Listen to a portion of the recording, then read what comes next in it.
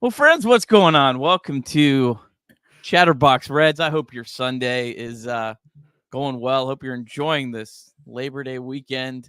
I just turned on the Reds game. Not sure what happened today. So, I think you got a joke for that, Shay. Yeah, well, it's the start of football season this week. Buckeyes were in action. Kentucky Wildcats, Cincinnati Bearcats, whoever you're a fan of. And the Reds seem to be excited for football season too, because they gave up 2 touchdowns in a 2-point conversion.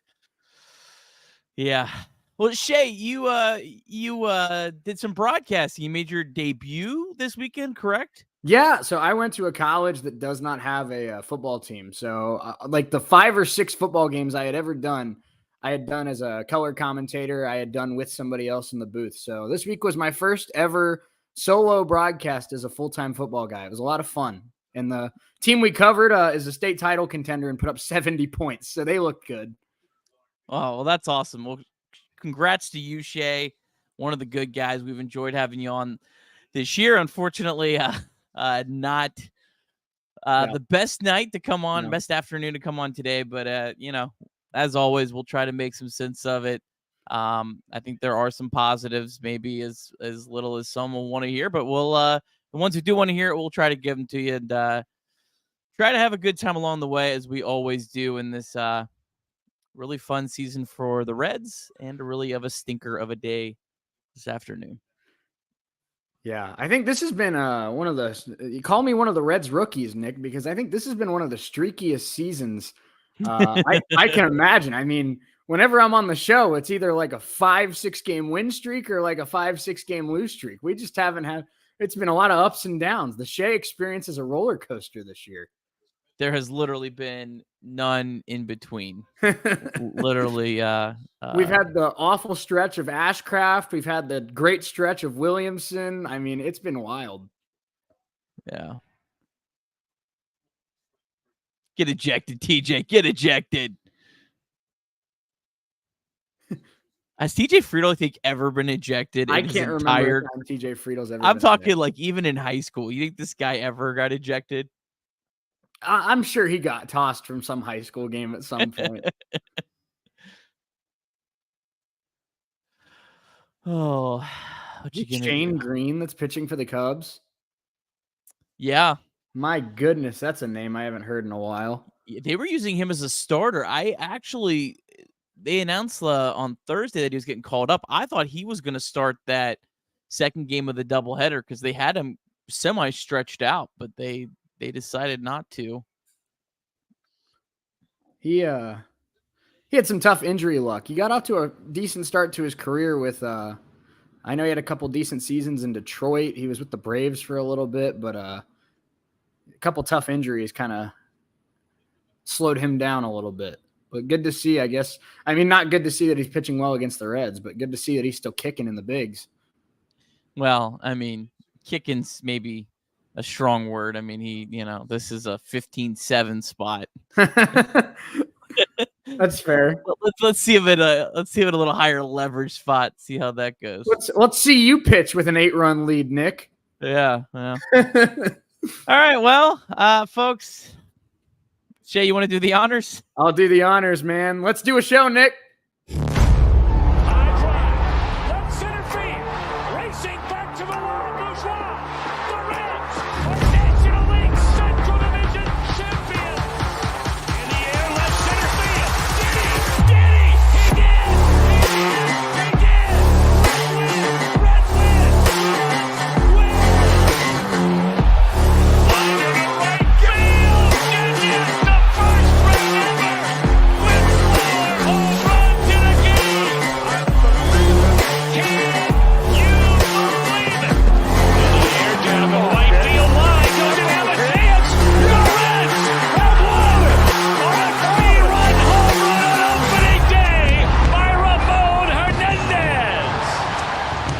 Breakaway and out away is Homer Bailey.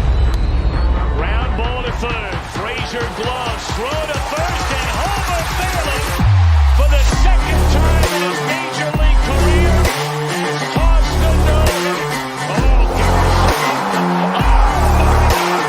are you kidding me? Holy Moses, the second player in major league history to hit 7 home runs in the first 10 games. In the air, and the Reds win it. What a dream beginning to a career of Jay Bruce. All right, what is going on? Welcome to Chatterbox Reds live postgame show, presented as always by Betfred Sportsbook. Nick Kirby along with Shay Neal, trying to make some sense of a tough afternoon for the Cincinnati Reds. Shay, how you doing, my friend? I'm doing good. It's good to be back. It's been a little bit since I've been on the show, but before we get into it, I saw Scott comment this. I want to make sure, because I'm sure there'll be a couple people that say this as well. And I'm glad Craig commented as well, because this is what this was about. Scott said, not speaking against me, but Craig's been on the Reds win editions. And, there is a science to that. Like I said, before the end of the game, Shay on the show has been a roller coaster this year. We've had a lot of really goods, a lot of really bads, and not a lot of in between. It's been one end of the spectrum or the other, like you said, Nick. Well, and you know what? Look, we can't push our luck with Craig. We already got the series split, so let's not push it. I feel like all Chatterbox guests get off to hot starts. Yeah, the first show I was on, Graham Ashcraft struck out 10. That's true. It was a spring training game, but but nonetheless, I'm just gonna run through the box score, the box score recap. There was a lot that happened in this game. A lot of fun early in this game, man. I tell you what, Shay, this was a fun weekend of baseball. I mean, other than obviously the last 2 innings of this where it went off the rails, this was a fun weekend, man. These games are exciting as a fan to watch. There hasn't been, I was thinking about this the other day, Shay. There really has been so few like September playoff chases for the Reds. Like, even if you think back to 2010, Reds ended up running away with the NL Central. 2012, they clinched with like 2 weeks left in the season. 2013, you knew they were going to make the playoffs. It was just a matter, are they going to win the division or be in the wild card?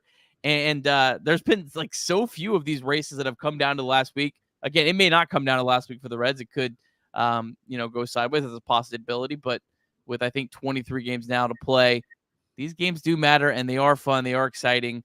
And really this week, it's just, man, hopefully the Reds can just stay afloat this week with everything going on. And I'm glad you said that, because I was kind of thinking the same thing. 2020 was such a weird season for me that I really didn't, savor the chase that was there. The Reds obviously snuck into the playoffs as the 7 seed out of the 8 teams to make it. But I really didn't think of that as a, quote, playoff chase.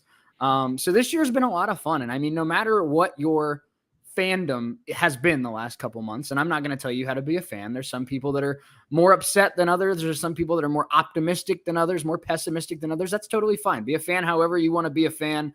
But I think, the fact that, like you said, Nick, there has not been many September 3rd games where the Cincinnati Reds are playing a very important game for the fate of their playoff status. Of course, we wanted it to go a little better than it did today, but this has been a lot of fun the last, couple months.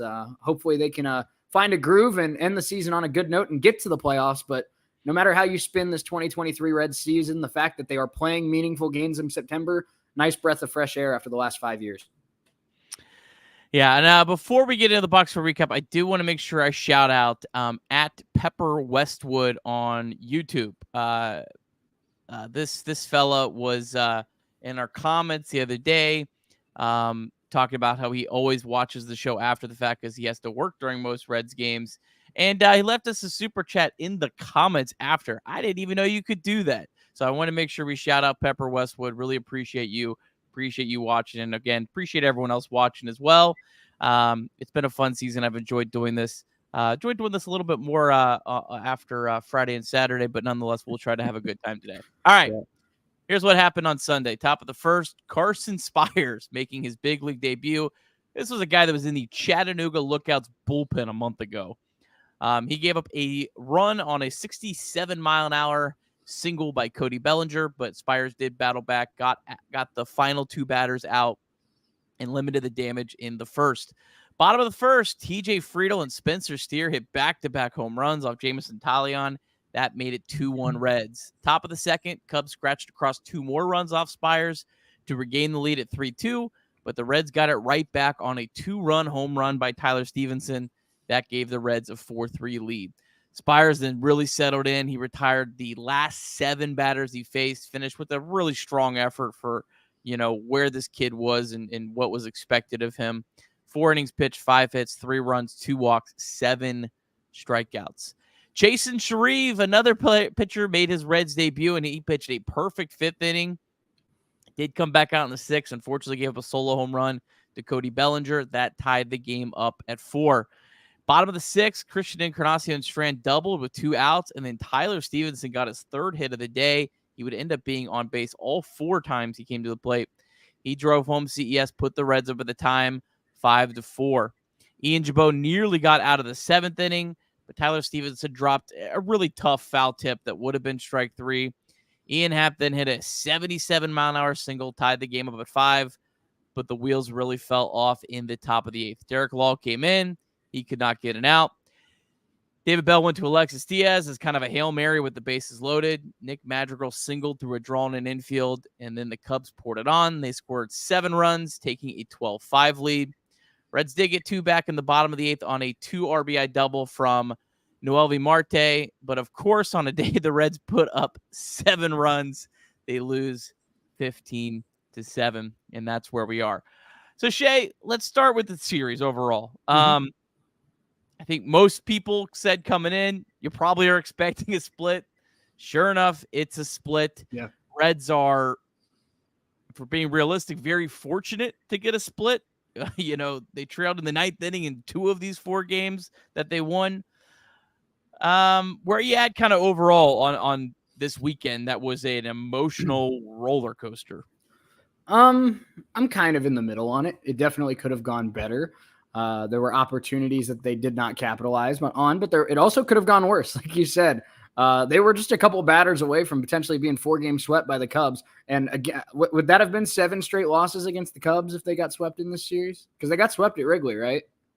No, there was a 4-game series. They lost the final 3. Oh, final 3. So, okay. But it would have been 7 in a row, but they didn't get swept. Yeah. But they found a way to muster a couple wins across it. Would have loved to see them win 3 out of 4, but you stay afloat, which has been really the motto of the Cincinnati Reds of the last month. Stay afloat, stay treading water. Eventually, they are going to have to start winning games against, other playoff contenders. But for right now, going 2-2 keeps you in the thick of it. We'll see how the Giants and the Diamondbacks do later today. But they came in today tied for a playoff spot and holding tiebreakers against both Chicago and Arizona. So they still have, a pretty solid shot with 3 weeks to go. Yeah, and we'll keep our fingers crossed. Orioles at Diamondbacks. Jack Flaherty going for the Orioles against Zach Gallen. That's at 4:10. Starting up here in a few minutes. Should be a pretty good pitching matchup. And then at 4:10, Giants against the Padres. Alex Cobb against Seth Lugo. In that one, Padres, who were just looking terrible for the last month or so, somehow have rattled off back-to-back wins against the Giants. So, worst case scenario, Reds are 1 game back. Crucial series now coming up against the Mariners, where we have no idea even who's going to pitch tomorrow. Yeah. The Reds are going to be putting Connor Phillips and Leon Richardson in games 2 and 3. Fortunately for the Reds, they will miss Luis Castillo, but this is honestly a series where I maybe it's loser mentality, but man, just get one. Just find a way to get 1 win. Don't get swept by the Mariners and keep it moving, because after that, you're only going to play 1 or 2 playoff contenders the rest of the season. Mm-hmm. The Mariners are playing some amazing baseball right now. So, I think it'd be ideally you find a way to get a win against Brian Wu tomorrow. Obviously, that's going to be difficult because we don't even know who the heck's pitching for the Reds. But if you can find a way to get a win over Brian Wu, it puts you in a position to try and go for that series win twice. But I think if you're going to win one, I think you need to get it early, Nick, because Logan Gilbert is an absolute dog, and Bryce Miller is one of my favorite rookie pitchers in all of baseball. He has got disgusting strikeout stuff. Yeah. What the Reds are going to need the offense, Shay, to get cooking. And you know what? That's the biggest positive from the day, putting up 7 runs. Yes, we know Jameson Talion came in struggling, but the Reds have made a lot of pitchers that came in struggling look pretty good. So they made a guy that came in struggling look like a guy that was struggling. So that was positive to see. Let's start with Tyler Stevenson. What a huge day for him. He's really looked like he's made some adjustments. I'm putting my hands in the air, praying, please let Tyler Stevenson be back. The Reds need any and every offensive contributor they can, but on base 4 times today, hit a home run. Man, he's looking a lot better, and that's just so huge, especially, man, when you look at the Reds schedule, it's teams that, man, you should be able to score some runs on if you just have a couple guys that are hot. Yeah, no doubt about it. And they didn't get him out today. And I think, I'm not at the point yet where I'm saying, we're looking for things in September to be excited about, because what we're excited about in September is the chance to make the playoffs. But what a win it would be for not just the Cincinnati Reds, but also Tyler Stevenson. If he had a big month of September, that makes both Tyler and the Reds feel much better going into 2024. And he's off to a great start the first couple of days of September. Not only, getting hits, Nick, but it's not, those bloop singles or those kind of lucky kind of in between 2 infielder hits that we've seen Tyler have at points this year. He's hitting the ball hard. He's putting good swings on the baseball. He's got a couple home runs in the last couple of days. So this isn't just good fortune. This is good at bats leading to hard hit balls, leading to success. 2 other guys today hit some home runs that needed them. Spencer Steer hit his 19th home run of the year, but Spencer Steer had not hit a home run since August 9th. So he hasn't been playing terrible. Like, no. He's actually been hitting decent, but it's been a long time since he hit a home run. Hopefully that gets some of that power back. Reds, we talked about it all weekend. Reds had 1 home run in the first 3 games. But the Reds hit 3 home runs on Sunday. That's a huge sign, because the Reds have got to find a way to hit some home runs. That'll make some of the other guys that are slumping, you can kind of get away with it if you're hitting home runs. TJ Friedl hit a home run. TJ Friedl hadn't hit a home run since August 19th. That was his 12th of the year. So, 2 guys that have had some power. Obviously, Spencer Steer a little bit more than Friedl, but Friedl has had that kind of sneaky power. Good to see both of those guys get on track. Reds need that down the stretch. Yeah, and Steer was just a couple feet away from having a 2 home run day today. He nearly clocked another one off Tyone in the 6th inning. But like you said, TJ Friedl found a little bit of a power stroke early in the season. He's not hit as many home runs as late. He hit a couple in the last couple of weeks, but really clocked one in the right center field to help tie the Reds up. And then Steer, he just absolutely clocked his. I think, you look at it, I've said it before on this show, Nick, that, Spencer Steer, we talk about him, but we don't talk about him with the same level of excitement that we talk about Ellie, and we talk about McLean, and we talk about Noel V. Marte, and we talk about CES and Andrew Abbott, because, he doesn't have the same flash and the same pizzazz that those guys have. We're sitting here the first weekend of September with the Reds in the middle of a playoff push, and Spencer Steer's hitting 270 with an 811 OPS in a season where, he's just been so consistently good all year long. How many rookies in Major League Baseball, Nick Kirby, can you say comfortably? It's got to be, there's only 4 or 5 guys that I think could do it, that could spend a whole season for the most part hitting in the 3-hole with an OPS over 800 on a playoff contender. Not a lot. Yeah. And he's just having a really special series where he's just a season where he's, really done everything the Reds have possibly asked of them and more. A couple other guys offense, and we'll get into the pitching and David Bell and whatever else, people want to talk about. Novi Marte, Will Benson each doubled. Good to see that. Christian Encarnacion Strand also doubled, the guy that I want to talk about here for a second. But again, that's a lot of extra base hits that we just counted up. Reds in that first game on Friday didn't have a single extra base hit. So to see the Reds finally, hitting the ball with some authority, getting some extra base hits, that was huge. But Christian Encarnacion Strand, I've said it. Trace has said it. I don't know if we're just trying to hope and feel a little too much. I feel like CES is about to get hot. I feel like he's going to have a big September. Yeah, he has had significantly better at bats in the last couple of weeks. He's not, I think, the first couple of weeks that he was up, he was trying so hard to kind of like what we saw with Bill Benson. He was trying so hard to have that big swing and have that big hit that really cemented him here in Cincinnati, that I think he was overthinking it a little bit. I think that walk-off against the, who did he hit the walk-off against? Was it? Why can't I remember who he hit the walk-off against? Blue Jays. Blue Jays. Thank you, Toronto. I think that walk-off really kind of, allowed him to take a deep breath, because since then, I've seen a lot of really good at-bats. The homers will come. He's got too much raw power for the home runs not to come. But if the at-bats continue to improve from a quality standpoint, he's going to be a really dangerous middle-of-the-order hitter. All right, to the pitching. I just saw this tweet. And I don't know, maybe it'll give you some hope with the pitching. Cubs averaged 7.54 runs per game against the Reds this season. That's the second most the Reds have allowed to opponent since they faced the team at least 10 times since 1901, which that's wild because the Reds had held the Cubs to what, 1 run on Saturday? What did they hold them to? 2 runs on Friday night? Yeah. And they still average that much. So hopefully that's just one of these things, when you see a team give up a 15 spot, wow, man, the Cubs just maybe had the Reds number a little bit. I think it was that weekend in Wrigley, Nick, because I think I have to double check, but I think that first 3-4 games the Reds played the Cubs this year, they played them pretty well. And then that weekend in Wrigley came and they put up like 12, 13 runs a game. Yeah, 13 earned runs off poor Ben Lively. So that's something. Shout out to that. Shout out to the Cubs and they and Jay. The Reds won this season series. I know. The Cubs.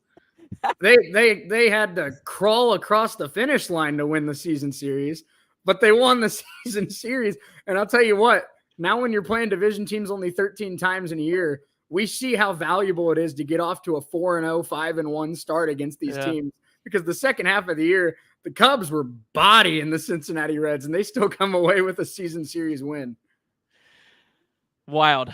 What a time to be alive. All right, let's talk about Carson Spires first. This guy deserves some praise. Guy that was in the AA bullpen a month ago. Got a chance to start. Pitched really, really well for Chattanooga. And as well as he pitched, it was never enough to say, all right, let's bring this guy up to the show. It was because of the Reds' dire situation with 3 guys on the COVID IL plus Graham Ashcraft on the IL with a toe injury. And this kid, I mean, he showed a lot of moxie today. 7 strikeouts, went right after the Cubs hitters. And really him, and it reminded me of Lyon Richardson, who didn't have the results, but he in his first start, he went right at whoever the team was they were playing. And look, it was good to see him, and kept this team in the game, gave this team a chance, felt really good early in the game when he was on the mound. I thought he really pitched well, and kid deserves a lot of credit. Rooting for him the rest of the way in his career. And cool family. It was cool having his family with the interview and how excited and proud they were. Yeah, no doubt about it. And it was a cool moment. And I agree with a lot of people in the chat and you, Nick, that for the situation he was thrown in. Originally, they thought he was going to pitch on Tuesday. They asked him to pitch today. Coming up from AA, where he was in the bullpen a month ago, he was dang good. And I mean, I saw this post from Kyle Body of Driveline, and I thought this was very interesting. When he was at Clemson back in 2020, of course, the 2020 draft was very weird. It was only 5 rounds. So a lot of guys from 2020 were, quote, UDFAs. He would have been drafted if it was a normal draft. But pitching for Clemson in 2020, his stuff plus numbers, which of course 100 is average. His fastball was a 64, topping at 92 miles per hour. Slider was a 99, so average, and his changeup was an 88. This year in the Reds organization, his fastball is a 104, topping at 96. His slider is a 92, his cutter an 84. His sinker is a 92, his cutter's an 84. Slider a 123, now a plus pitch, and his changeup a 92, nearing league average. So he now throws 5 pitches instead of 3. His fastball's gotten significantly better with more life on it. His slider's a good strikeout pitch. he looked good today. And my favorite thing is something that we don't see with a lot of Reds pitchers this year. He attacked hitters. He went after guys. He wasn't scared. Yeah, for sure. And I'm assuming that's probably it. I hope that's it, because that would mean that guys like Green, Lively, Williamson aren't on the COVID IL too long and aren't really sick or anything like that. But yeah, I mean, look, a good start from him, and just another guy. It's good to have these guys stockpiled in your farm system, as many quality arms as you can possibly have. Yeah. To keep going. All right, well, and then go ahead. Sorry. No, and just not to look too far ahead, but as we've seen, throughout the course of the second half of this season, the Reds may be in the market for some bullpen arms, Nick, and with a plus slider and a fastball that peaks now in the mid 90s. I mean, there's roles there. Yeah, no question about it. And look, I've said it a million times. I do not want the Reds to go out and spend all their free agent dollars on bullpen arms. I think that's a fool's errand. I think that's a way you can blow money. I don't think the Reds have the Reds are never going to have the budget that I think warrants them to go out and just spend a ton of money on relievers. They need to draft. They need to develop. They need to acquire. They need to bring up relievers. Look at the Milwaukee Brewers bullpen. Go look at their bullpen and look at how much they're paying those guys. They dumped Josh Hader because he got too expensive. The Reds need to have a bullpen that is cheap. And this bullpen this year is cheap, and it's done a great job. I'd like to see them improve it even a little bit more, make it a little bit better of a strength, and take it from a good bullpen to a great bullpen to a bullpen where you get to the 6th, 7th inning, the other team feels like they have no chance. Like that's what I would like to see the Reds do. And guys like Carson Spires and any of these other guys that you can, draft, develop, and get up to the show is a good thing. All right. Shout out to Chase and Sharif, pitched a scoreless inning. Did you have an issue with them that letting him face Bellinger? I know Bellinger, I saw a lot of people, bringing up his splits this year, but if you look at his career splits, it's the other way. I didn't have an issue trying to get an extra batter there. Well, let's backtrack, because I want to go through the complaints and share our thoughts on it. Yeah. I had no issue pulling Spires, 87 pitches. He hadn't gone more than 95 all year. The first batter was 2 for 2 off of him. The first batter was a lefty. You brought in Sharif, who was a lefty, and Sharif pitched a 1-2-3 inning. Do you have any issues with them pulling Spires after 4 innings? Absolutely not. Like we hinted at, a month ago, this guy was in the bullpen in Double-A. He was rushed to make his major league debut because they needed a pitcher. He pitched very well in that 3rd and 4th inning. He responded nicely to some bad luck at the start, a little bit of nerves at the start. And like you said, he had thrown 87 pitches. He was facing the top of the lineup. That's a really good top of the Cubs lineup. Nico Horner, Ian Happ, Cody Bellinger, Dansby Swanson. I think after the 3rd and 4th inning that he had, you let that kid have some confidence and you let him leave, feeling really good about himself. Because in that 3rd and 4th inning, he was really good. Yeah, I mean, in to kind of jump a little bit around, this is basically what we're talking about here. The options would have been, let Spires go one more inning so you could not have to pitch Derek Law. I mean, let's be real here. Like, Derek Law has a low 3 RAs in the major leagues this season. Like, Derek Law is a legitimate major league pitcher. Carson Spires is a guy that was called up on an emergency spot start. I cannot, under any circumstances, be mad that you basically chose an inning over Derek Law over Carson Spires. I feel like that's really, really. And Nick, I mean, it's guessing. It's easy to play the hypothetical, but we talked about Carson Spires. I mean, he was a little shaky that first 2 innings with a combination of nerves and just facing some really good Cubs hitters that know how to put the ball in play. You send him out for that 5th inning, already approaching 90 pitches, a guy that hasn't thrown more than 95 at all this year. And there's a good chance that heart of the Cubs order scratches a run or two across. And we're talking about the complete opposite. Why did David Bell leave him in? Yeah. So the next spot that was interesting, David Bell elected to try to get one more out with Sharif against the lefty Bellinger. I really, honestly, it's kind of like flip a coin, letting Sharif face Bellinger left on left versus just going to Lucas Sims there. That's maybe the one where I would say, go with your best guy. But again, it's really almost like a coin flip situation. Mm-hmm. Cody Bellinger put a good swing and had a great series. Any thoughts on that one? I'm kind of in the same boat as you. I know there's going to be a lot of people that say Lucas Sims because he is the more talented pitcher with the better stuff. I was fine with them letting Shreve face Bellinger. Like you hinted at, Cody Bellinger's just been hitting everybody in baseball over the last couple months. And my thoughts on it was the two areas where, or the area, I guess, where Cody Bellinger really thrives is he hammers breaking balls. And I think that, Lucas Sims, really good pitcher who has had some big outs for the Reds in his career here.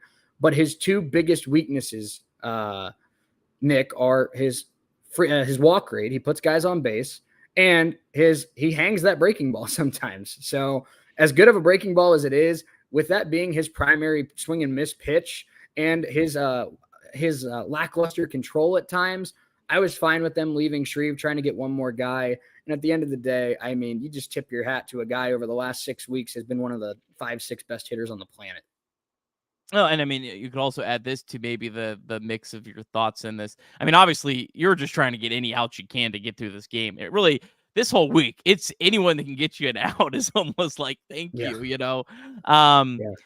But Cody Bellinger obviously coming into this series, I'm sure he looked at a lot of film on a guy like Lucas Sims, right? Was studying, that obviously has already faced Sims. Jason Shreve was called up today, hadn't pitched. So probably doesn't have a whole lot of, intel, wasn't really watching him all that close as well. So maybe it's a guy you could sneak by Cody Bellinger. Yeah. It didn't work. And it didn't age well because as soon as I tweeted this, Nick, he gave up the home run to Bellinger. But something I've liked about Jason Shreve really since his days with the Yankees, he's kind of got funky stuff from that left. He's got kind of a weirder arm slot where it's not completely unnatural, but it's not natural either. And then his three primary pitches are sinker, splitter, slider. So you've got the sinker coming into lefties, the slider moving away, and the splitter going straight down. So every single pitch that Jason Shreve throws moves in drastically, violently different directions. So I've kind of always been a sneaky Jason Shreve fan.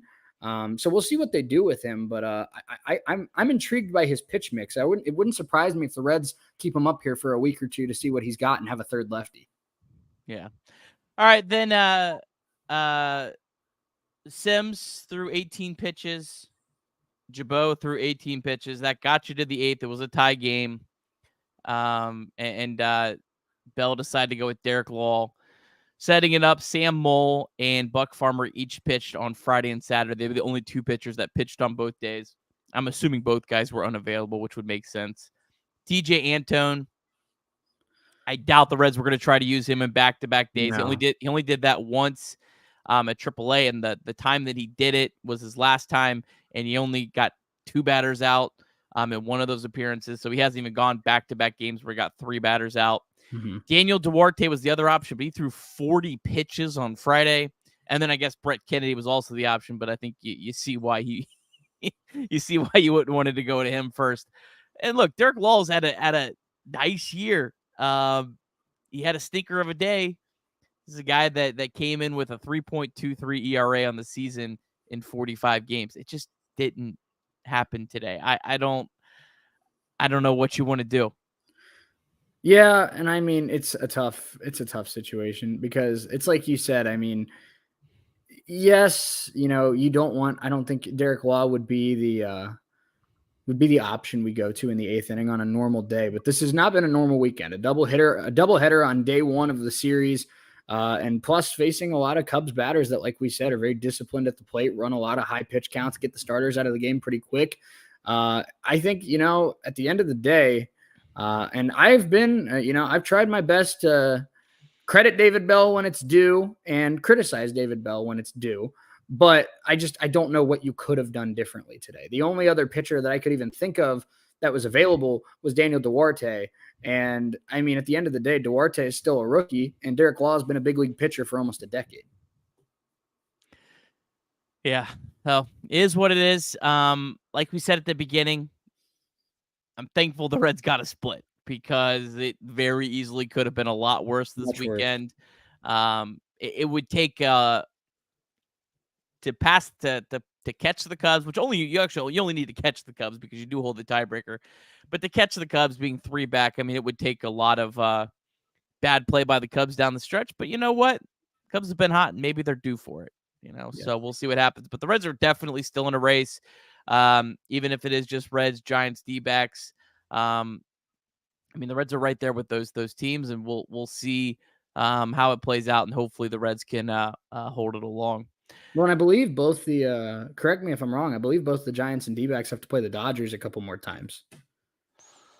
If you talk about something, give me a second. I'll pull it up for you. Yeah.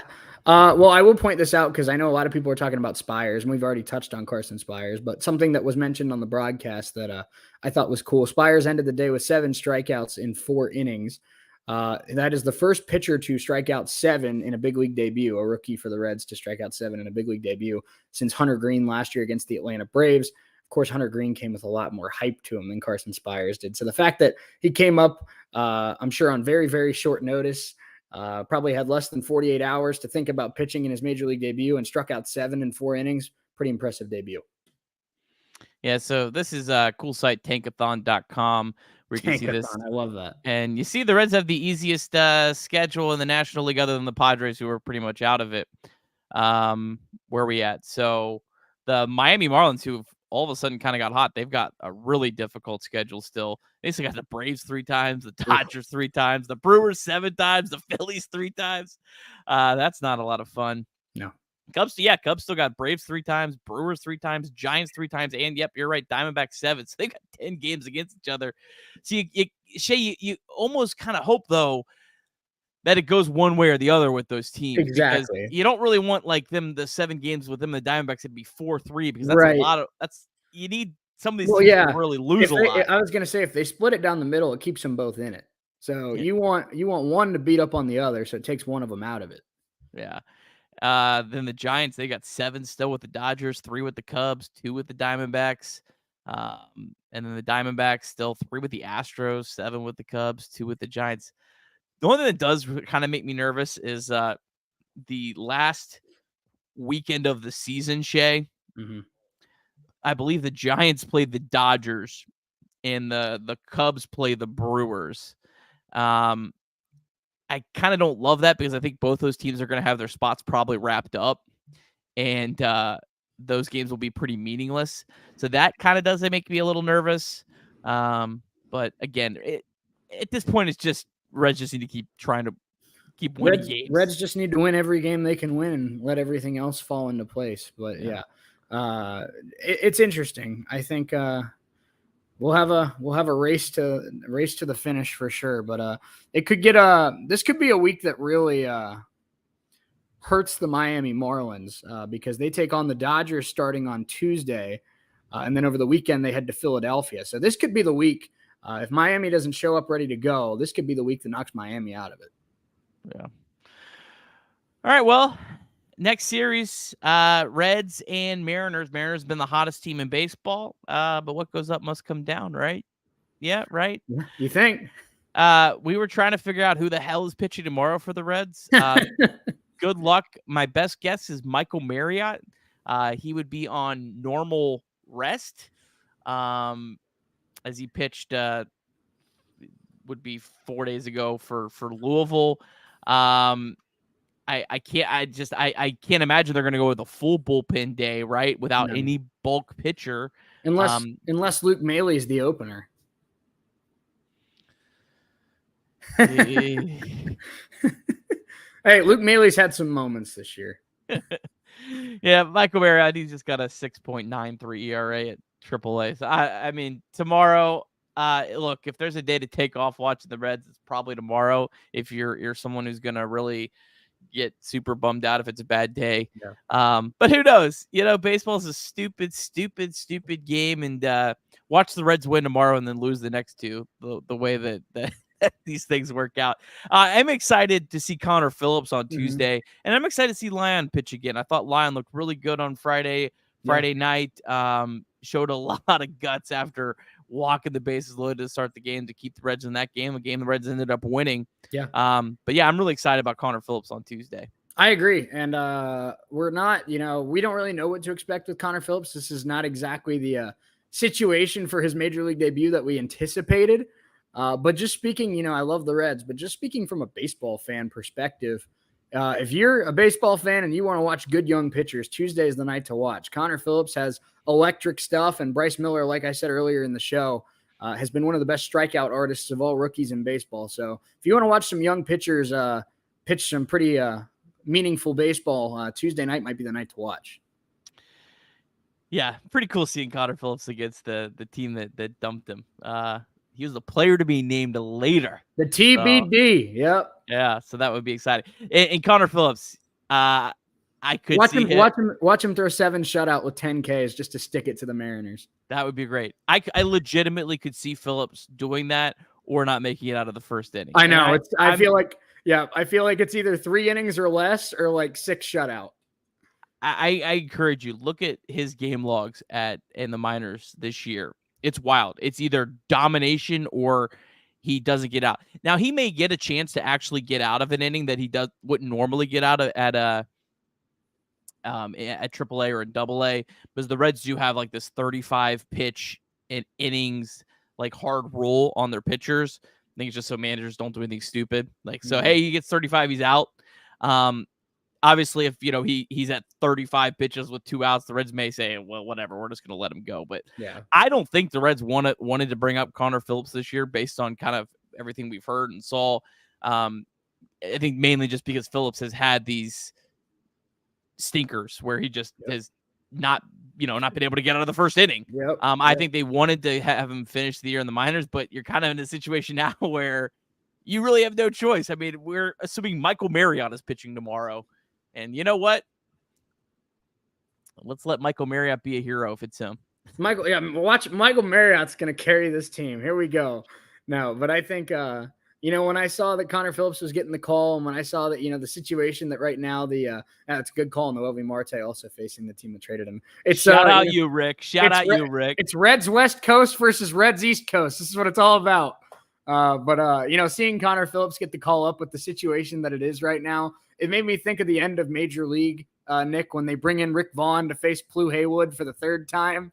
And Jake Taylor just kind of looks at him and he's like, all right, Ricky, let's get nasty. Connor Phillips, it's not the situation we wanted, but all right, buddy, let's get gross. This is also Eugenio Suarez's return. Return to GABP. What a weekend it is. Yeah. Yeah, and definitely some storyline. Jake Fraley. This is the first time he's played the Mariners. We're not going to get Williamson, but a lot of ties here between these two ball clubs. I'm starting to think Nick Kroll and Jerry DiPoto probably have they probably have membership to the same country club or something. Yeah, that's wild. Yeah, I just checked. Reds did not play the Mariners in 2022, so this is the first time Fraley, Marte, and Phillips have faced the team that jumped them. And I'll say, and the first time Suarez has faced the team that I'm jumped gonna do my best to provide the squad with a little bit of hopefully some good omens. Since we're talking about the Mariners coming to town and a lot of these guys going up against their old ball club, I thought he might get it today, but Noel Marte is due for his first league bomb, and I think his first big league bomb, and I think he gets it tomorrow. There we go. A 15-14 Reds win tomorrow. There we go. Tomorrow's game, by the way, is at 4:00, Labor Day. So weird time. So check your local listings. Luke Weaver coming out of the bullpen. Yes. Oh, Luke Weaver, man. Weaver. The greatest reunion of them all. What a wild man. This is going to be a fun 3 days. It's like a family reunion. We'll see what happens. All right. Well, Jay, you got any other final parting thoughts on this lovely Sunday? Yeah, I don't think so. I mean, big series with the Mariners. It's a good baseball team. Good vibes only. Love it, Mouse Cop. And hey, in Michael Marriott, we trust. In Michael Marriott, we trust. If it's him, I mean, I hope there's someone I'm missing, to be honest. With all due respect to Mr. Marriott and his family, I hope there's someone that I missed that's in high A or something that they could call up. But hey, we'll see. The Reds have somehow found a way to hang around all year. We've had some unlikely heroes. Maybe it's Michael Marriott's turn. Just start Ricky Karcher. Screw it. Ricky Karcher for the win. Now there's a guy that could spin 7 shutout innings. No question about it. Well, for all of you that somehow, for some godforsaken reason, watch the show on your Sunday afternoon, thank you. Appreciate you as always. We'll be back better than ever tomorrow. Hopefully, somehow, some way, talking about a Reds win in a game where just about everything is stacked against them. So, Shay, appreciate you as always. Check out Off the Bench, 10 a.m. tomorrow on Chatterbox Sports on YouTube. Make sure you're subscribed to the channel. Check out Chatterbox Reds wherever you get podcasts. If you could, leave us a 5-star review. If you like what we're doing, the 5-star reviews on like Apple Podcasts really, really help us out as we try to continue to hopefully grow the show and provide you with more content. So for Shay, I'm Nick. Have a great Sunday. Go Reds.